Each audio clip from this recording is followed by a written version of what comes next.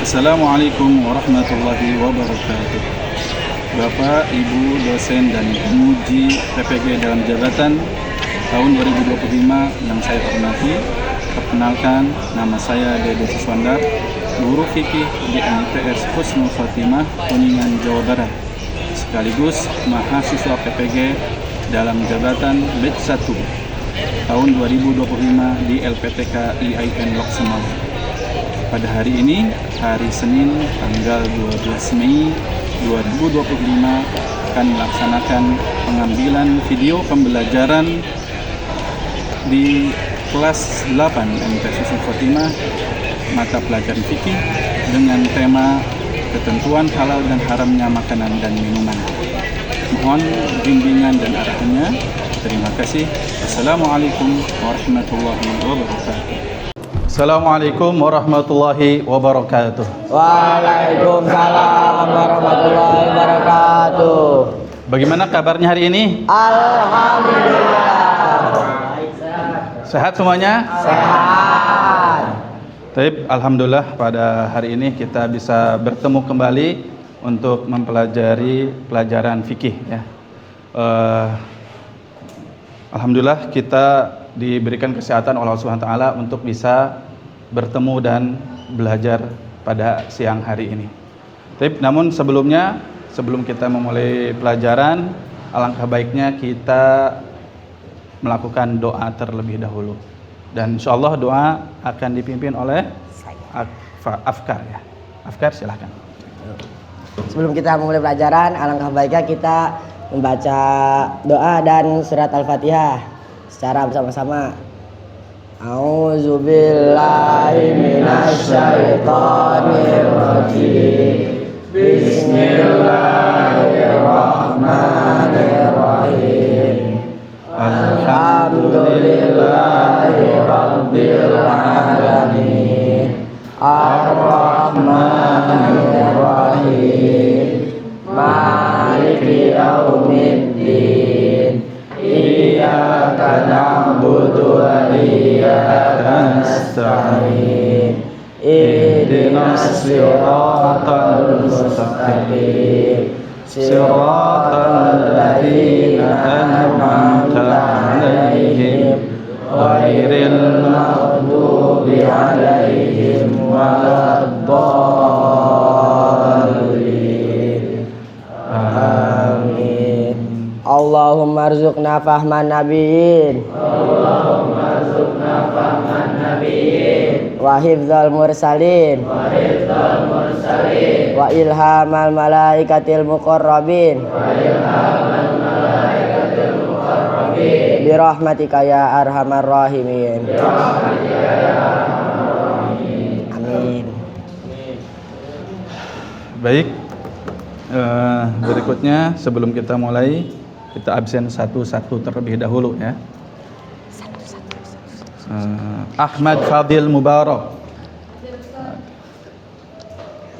Alnu Budiman, Arif Maulana, Asfa Arkananil, Azmi Fawaz, Danis Aska, Muhammad Affan, Muhammad Aidan, Muhammad Faqih Khairi, Muhammad Fatih Abdurrahman, Raka Hadian, Rizaldi Ahmad, Sadat Idlan, Sofwan Arikul Ulwan, Sultan Rijalul Ilmi. Alhamdulillah pada hadir ya. Alhamdulillah Allah berikan kesehatan kepada kita semua. Baik. Pada pertemuan sebelumnya berarti sudah mempelajari bab haji dan umroh ya. Baik. Haji itu rukun Islam yang keberapa? Siapa yang kena kewajiban akan haji? Orang yang miskin boleh nggak nabung dari sekarang atau meminjam uang untuk berangkat haji? Boleh nggak? Yang nggak mampu kemudian memaksakan diri untuk meminjam uang. Boleh nggak? Kenapa? Karena dia nggak mampu. Baik. Itu ya. Itu tentang haji. Kalau tahu nggak di antara perbedaan haji dan umroh itu apa? Ada yang tahu? Kalau haji itu ada wukuf di Arafah. Iya betul. Kalau umroh? Tidak ada. Masya Allah 100 luar biasa. Itu salah satunya. Ada lagi yang tahu? Misalkan dari waktunya. Iya betul. Waktu khusus kalau haji bulan Zulhijjah. Kalau umroh kapan saja. Baik. Itu. Nah, untuk hari ini kita akan mempelajari tentang halal dan haramnya makanan dan minuman. Halal dan haramnya minuman. Islam mengatur itu apa enggak? Ya. Sekarang coba dilihat ini. Coba amati gambar ini. Ada apa saja ini? Yang sini apa ini? Kelihatan? Sayuran. Halal apa haram kira-kira? Yang ini? Halal haram? Yang ini? Yang ini? Halal apa haram? Yang satunya lagi? Itu ya. Baik, baik. Coba yang ini sekarang. Yang ini apa nih? Kira-kira halal apa haram? Haram karena apa?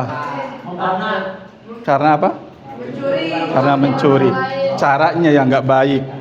Kalau ini minuman, halal haram?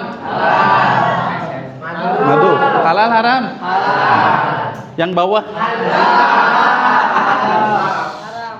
Ya. Haram. Baik. Berarti sudah memahami ya secara khusus. Baik.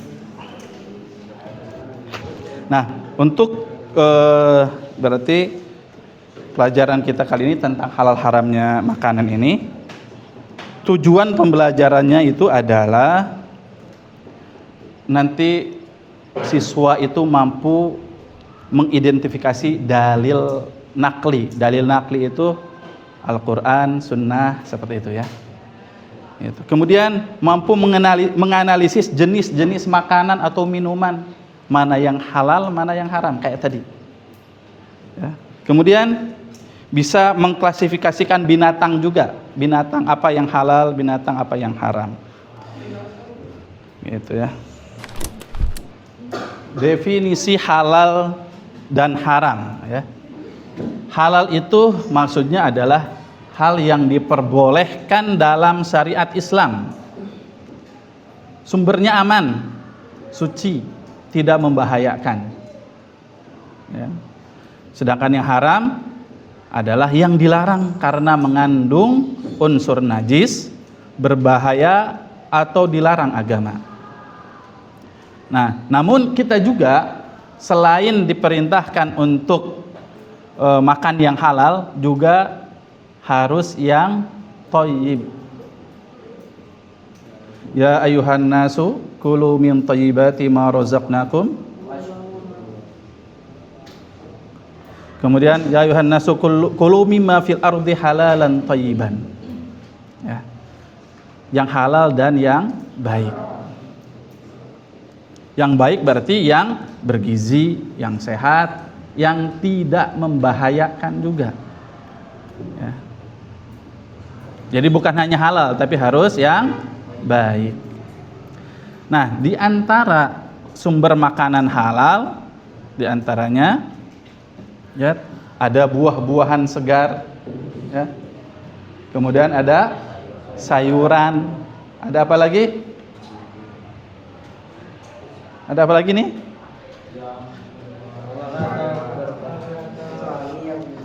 Kecuali yang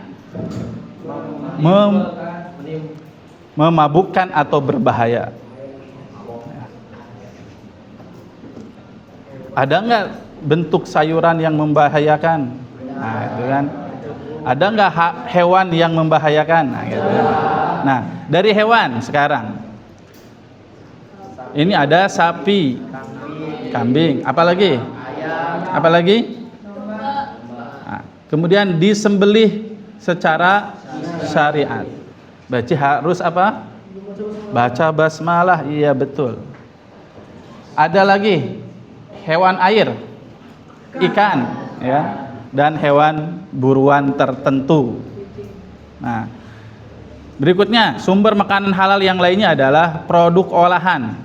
Produk olahan maksudnya gimana? Diproses dengan bahan dan tata cara halal, terjamin. Tidak ada tercampur dengan misalkan ada formalinnya, ada minyak babinya. Nah, itu ya. Itu. Nah, kemudian sumber makanan haram. Apa aja nih, lihat yang haram? Babi dan turunannya. Semua bagian babi termasuk lemak dan kulitnya. Dalam Al-Quran, siapa yang tahu dalil diharamkannya tentang hal ini? Lihat slide-nya ada bangkai ya. Bangkai termasuk bangkai yang tadinya boleh dimakan. Contohnya sapi, ayam, gitu kan. Ikan masuk nggak? Nggak. Kemudian ada darah. Darah apa? Darah ayam, darah sapi, itu semuanya tidak diperbolehkan. Nah, apa dalilnya? Dasarnya apa? Ada yang tahu? Ada di surat apa? Di surat Al-Maidah, betul. Ayat berapa? Ayat 3, Masya Allah, mantap. Hafal? Enggak. Ada yang hafal? Potongannya innamal apa? Hurrimat alaikum.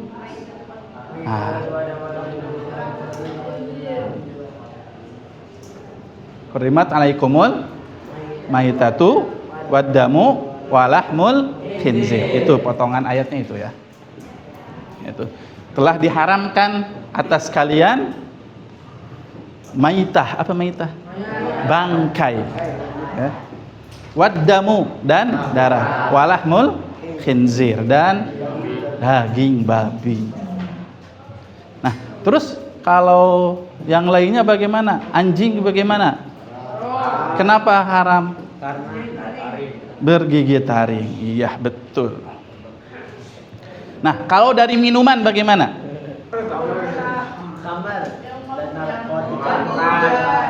Yang memabukkan, contohnya khamar, alkohol, ya, tuak, apalagi? Ciu. Nah, itu. Kemudian ada lagi tadi hewan buas dan yang menjijikan, ya. Tikus, apalagi? Anjing, kucing, buaya dan yang lain. Nah, lihat, biar halal makanan yang kita sembelih itu harus apa? Harus memenuhi syarat. Ya. Yang pertama, lihat syarat penyembelihnya harus muslim. Selain muslim diperbolehkan, ada lagi. Selain muslim boleh ahlul kitab. Ahlul kitab itu ahli kitab. Siapa? Yaitu Yahudi dan Nasrani. Ya. Ada di surat Al-Maidah ayat 5. Ya. Bisa dilihat mushafnya. Coba lihat Al-Maidah ayat 5.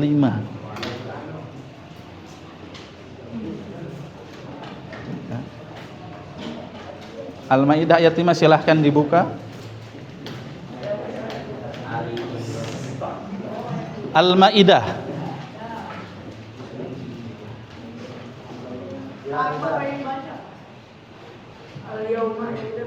Iya, betul. Silahkan dibaca. اليوم أحل لكم الطيبات وطعام الذين أوتوا الكتاب حل لكم وطعامكم حل لهم والمؤمنون الذين أوتوا الكتاب من قبلكم إذا آتيتموهم أجورهم المؤمنين غير مسافرين ولا تتخذوا عهدا ومن يكفر بما فقد حبط عمله وهو في الآخرة من Coba dibacakan terjemahannya. Faiz, coba dibacakan terjemahannya. Pada hari ini dihalalkan bagimu segala yang baik-baik, yaitu makanan sembelihan ahli kitab itu halal bagimu, dan makananmu halal bagi Ya. mereka. Dan dihalalkan bagimu menikahi perempuan-perempuan yang Ya, cukup. Lihat. Di sana yang ahlul kitab pun boleh, ya kan? Ta'amukum hilul lahum wa ta'amuhum hilul lakum. Sembelihan kita halal bagi mereka dan sembelihan mereka juga halal bagi kita, boleh. Tapi kalau yang selain Yahudi dan Nasrani boleh nggak kita konsumsi? Tidak, karena bukan ahlul kitab. Yang ahlul kitab hanya dua, Yahudi dan Nasrani. Berarti sembelihan yang lain selain itu, Majusi, Hindu, Buddha dan yang lainnya berarti tidak halal. Ya. Lihat, berakal sehat ya. Alat penyembelihnya harus bagaimana? Harus tajam. Ya, harus tajam karena perintah dari Rasulullah SAW kepada kita bahwasanya bukan dari Allah ya. Innallaha katabal ihsan ala kulli syai'. Sesungguhnya Allah itu memerintahkan kepada kita untuk berbuat ihsan, berbuat baik dalam segala hal, termasuk idza qataltum fa ahsinul qitlah wa idza dzabhtum fa ahsinul dzibha. Lihat, ketika kita menyembelih pun harus baik dalam tata cara menyembelihnya. Seperti itu. Makanya harus apa? Kata Rasulullah SAW, seseorang harus menajamkan alat sembelihannya, pisaunya, goloknya, gitu ya. Harus diperhatikan ketajamannya. Kemudian dipotong dengan di sini tenggorokannya, kerongkongan dan dua urat leher ya. Dan niat ikhlas karena Allah Subhanahu wa taala.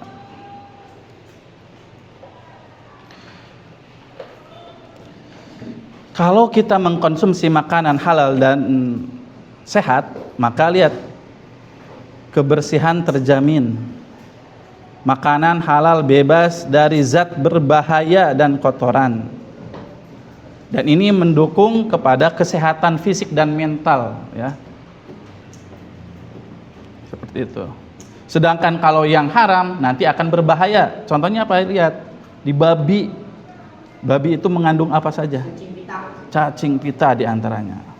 Parasit dan lemak jenuh tinggi membahayakan tubuh. Nah, itu ya.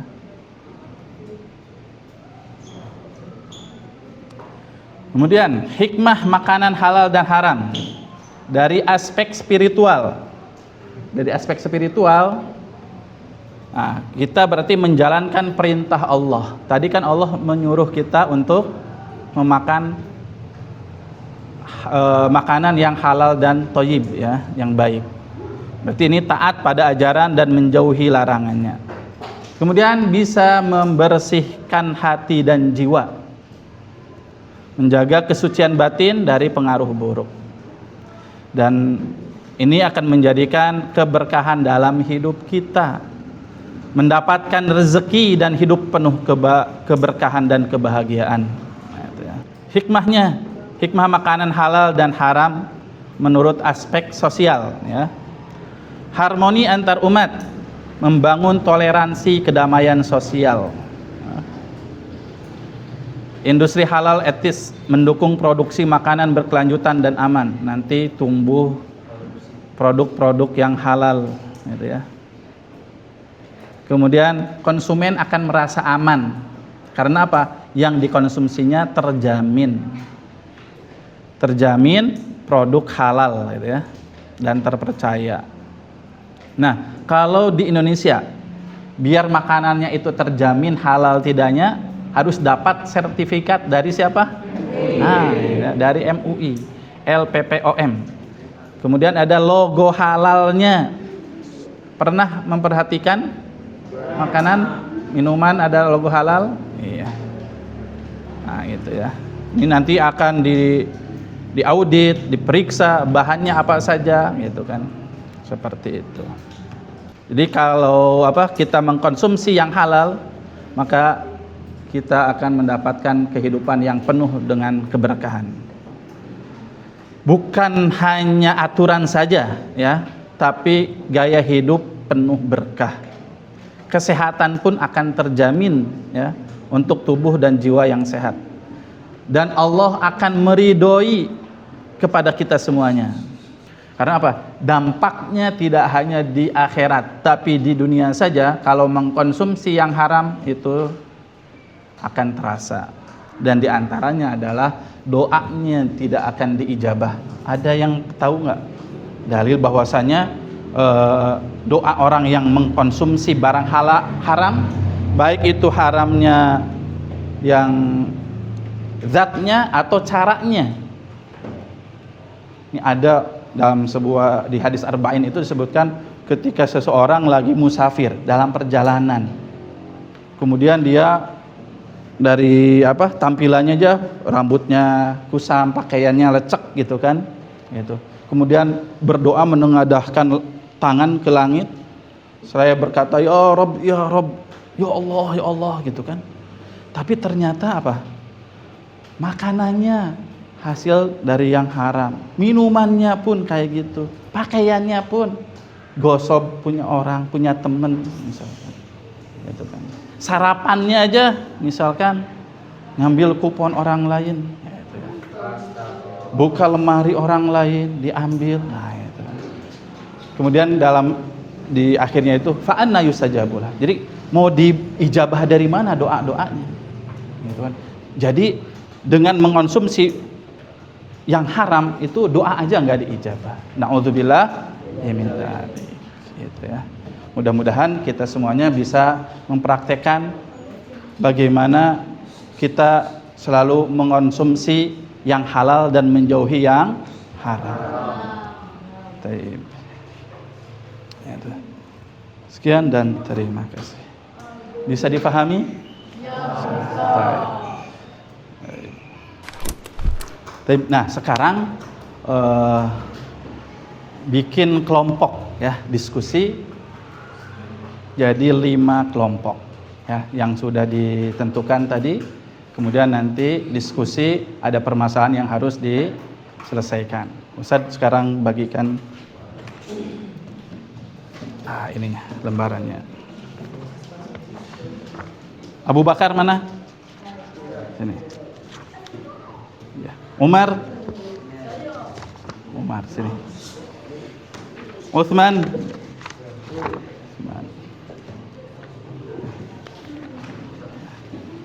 Kelompok 4 kelompok Ali ya. Kelompok 5 kelompok Umayyah.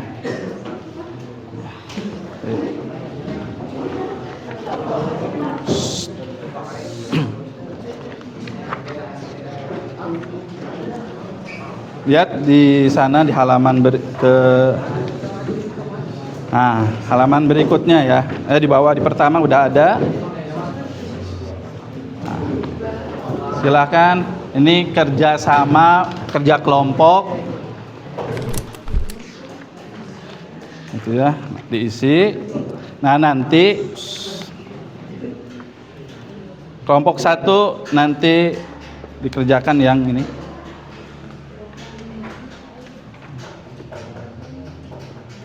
Nanti dipresentasikan ya. Nanti bareng-bareng semua presentasikan. Siapa nanti dibagi-bagi tugas ya, yang mencatat siapa, yang menjawab siapa. Nanti bisa dikembangkan ya. Ya, itu. Berarti yang 1 itu. Yang ini Umar ya, kelompok Umar. Kelompok Umar berarti nanti mempresentasikan yang ini. Ya. Mempresentasikan yang ini. Tinggal dikembangkan lagi nantinya. Ya. Baik. Yang ini kelompok 4 ya. Kelompok 4 silahkan dibuka ini. Nanti mempresentasikan yang nomor 4 ini ya. Presentasikan yang ini. Ini untuk bantuan. Tinggal dikembangkan lagi. Kelompok 3 ya. Ini dipresentasikan yang ini. 3 ya. Bisa dikembangkan lagi nantinya ya. Bisa dikembangkan lagi. Nanti bagi-bagi tugas ya. Yang nulis siapa, yang mempresentasikan siapa. Ini berarti nomor 5. Presentasikan nanti nomor 5 ini. Ya.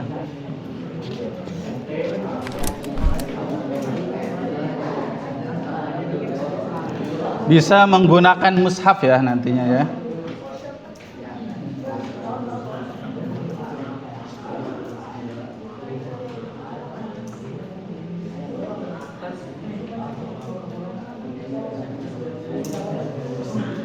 Dijawab. Apa? Enggak. Nanti kalau butuh mushaf silahkan di mushaf, cari di mushaf kalau ada.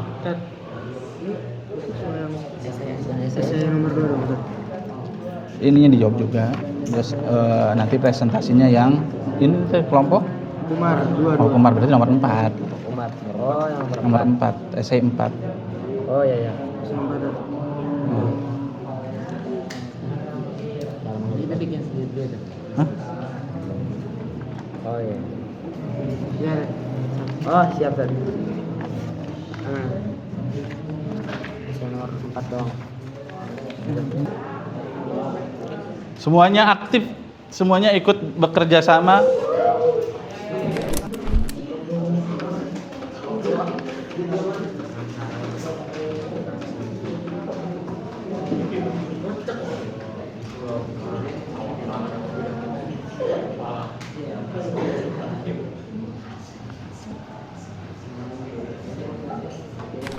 Baik, sekarang kita presentasikan dari setiap kelompoknya ya. Nanti sekali lagi kelompok yang lain boleh menanggapi. Gitu. Silahkan dari kelompok 1 maju ke depan. Bismillahirrahmanirrahim. Assalamualaikum warahmatullahi wabarakatuh.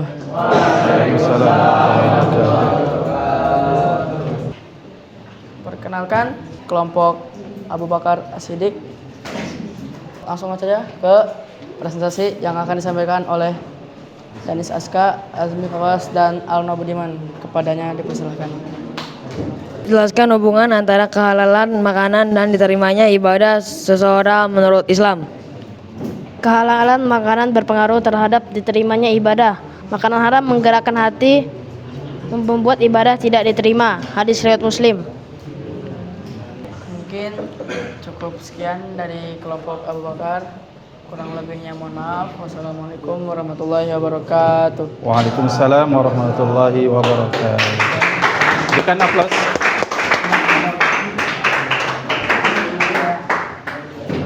Sekarang silahkan kelompok kedua. Bismillahirrahmanirrahim. Assalamualaikum warahmatullahi wabarakatuh. Waalaikumsalam warahmatullahi wabarakatuh. Perkenalkan, kami dari kelompok Umar bin Khattab ingin mempresentasikan tugas fikih tentang bab makanan halal dan haram yang akan disampaikan oleh Wafikrom.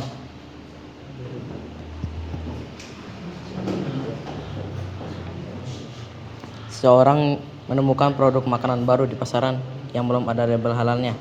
Bagaimana sikap yang seharusnya dia ambil? Jelaskan dengan alasan.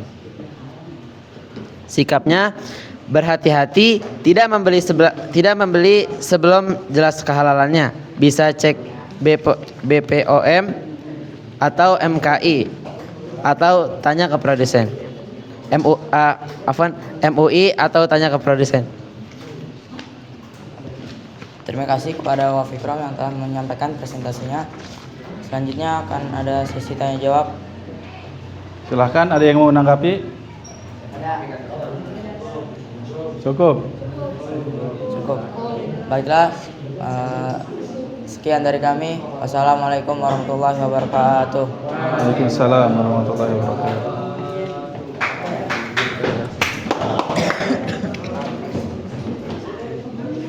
Berikutnya yang kelompok 3. Assalamualaikum warahmatullahi wabarakatuh. Waalaikumsalam warahmatullahi wabarakatuh. Kami dari kelompok Usman bin Affan akan mempresentasikan 3 contoh makanan yang sering dikonsumsi di lingkungan yang perlu dikaji kehalalnya dan apa sih jelasannya. Dimulai dari Afan dan Aidan. Padanya disilahkan. Pertama yaitu ada fast food atau makanan cepat saji. Kenapa? Karena kita nggak tahu cara penyembelihan hewannya. Yang kedua ada ramen. Karena biasanya ramen asli Jepang mengandung babi ataupun minyak babi. Dan yang ketiga ada bakso. Bakso karena takut mengandung boraks ataupun daging yang digunakannya adalah daging tikus, daging babi, daging anjing. Sekian. Assalamualaikum warahmatullahi wabarakatuh.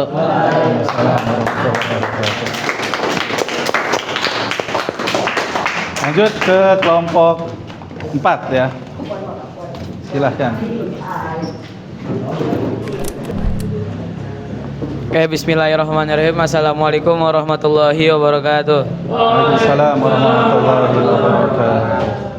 Berdirinya kami di sini akan mempresentasikan tugas-tugas fikih yang akan dipresentasikan oleh Sultan Rijal Ilmi dan Raka Hadian Putra Rahmat.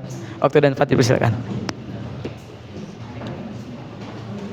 Bagaimana cara kita mengedukasi masyarakat sekitar tentang pentingnya memilih makanan halal? Buatlah langkah-langkah konkretnya. Oke, jadi kita perlu melakukan kampanye di madrasah. Kita harus menempelkan poster halal, mengundang narasumber, melakukan seminar, membentuk tim pengecekan makanan halal dalam sekolah. Dah, sekian. Terima kasih. Wassalamualaikum warahmatullahi wabarakatuh. Ada yang mau menanggapi? Misalnya nih, di sebuah susu ada logo MUI. Pas dilihat kandungannya ada babinya, apa itu hukumnya? Tetap haram. Gak mungkin. Ada mungkin cukup sekian dari saya. Wassalamualaikum warahmatullahi wabarakatuh. Waalaikumsalam warahmatullahi wabarakatuh. Berikutnya yang kelompok terakhir. Bismillahirrahmanirrahim. Assalamualaikum warahmatullahi wabarakatuh. Waalaikumsalam warahmatullahi wabarakatuh. Kami dari kelompok Umayyah bin Abu Sufyan ingin mempresentasikan hasil dari kerja keras kami yang akan dipresentasikan oleh El-Fatih dan Garai. Kepada mereka saya persilahkan.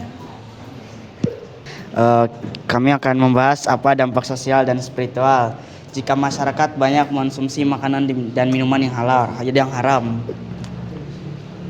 Jadi dampak buruknya adalah lemahnya iman, rusaknya moral, tertolaknya amal, ketidakberkahan dalam hidup, munculnya penyakit hati, dan jika doa yang kita panjatkan itu emang terkadang tidak akan terkabul.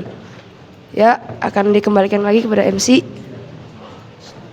Ya, terima kasih kepada Nanda Agarai dan Nanda El-Fatih.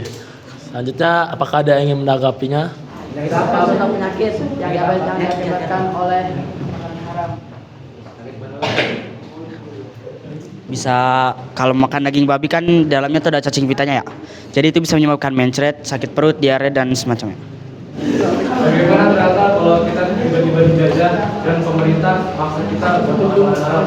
Jika tidak ada lagi makanan halal atau seperti tadi dijajah, mungkin dalam agama dibolehkan.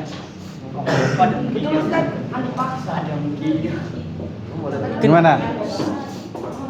Kalau pemerintah memaksa untuk mengonsumsi barang haram, boleh nggak?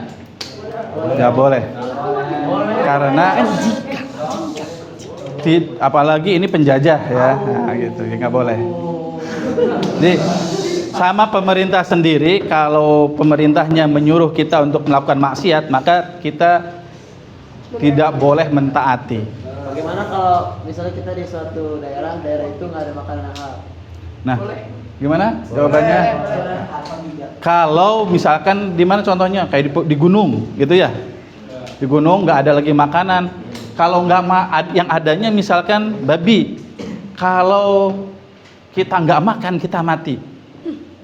Maka di sini kita berada dalam keadaan darurat. Darurat berarti yang tadinya nggak boleh karena darurat maka menjadi diperbolehkan. Tapi catatannya apa? Seala kadarnya, hanya untuk menyelamatkan nyawanya, bukan untuk sampai kekenyangan kemudian dijadikan perbekalan, bukan seperti itu. Jadi untuk menyambung nyawa saja, seperti itu. Ya, terima kasih kepada semua teman-teman yang telah menanggapi. Sekian dari kami kelompok Muawiyah. Assalamualaikum warahmatullahi wabarakatuh. Waalaikumsalam warahmatullahi wabarakatuh. Berikan aplaus. Jadi kita berarti harus, kesimpulannya kita harus memperhatikan apa yang akan kita konsumsi. Halal haramnya harus kita perhatikan. Ini ada kemudian termasuk tata cara memperolehnya atau tata cara mengolahnya juga harus diperhatikan, ya. Seperti itu. Jangan sampai yang kita konsumsi ternyata mengandung apa gitu ya. Harus selektif tadi dikatakan, harus selektif, ya kan? Dan sekarang kita dipermudah dengan adanya tim dari MUI yang memberikan sertifikat halal, gitu kan? Makanya hati-hati, lihat ada logo halalnya nggak? Dan kayak tadi, nggak mungkin MUI ngasih logo halal ternyata di kandungannya ada unsur babi, nggak mungkin, ya kan? Karena itu hasil penelitian dulu, gitu kan? Seperti itu. Nanti nggak akan lolos, gitu kan? Kalau ada mengandung hal-hal yang tidak diperbolehkan, seperti itu. Ada yang kurang dipahami? Cukup? Berarti alhamdulillah sudah memahami ya apa yang tadi telah disampaikan oleh teman-teman. Tapi kalau begitu kita akhiri. Tapi sebelum diakhiri bisa ditanya dulu. Tadi contohnya yang dihalalkan apa? Yang dihalalkan sapi. Kalau yang diharamkan contohnya? Babi. Ya. Tadi ayat yang menerangkan yang haram ada di berapa? Masya Allah, gitu ya. Baik, alhamdulillah berarti pertemuan kita pada hari ini selesai semuanya, insya Allah sudah paham, gitu kan? Kita tutup dengan hamdalah dan kafaratul majlis. Subhanakallahumma bihamdika asyhadu an la ilaha illa anta astaghfiruka wa atubu ilaik. Assalamualaikum warahmatullahi wabarakatuh.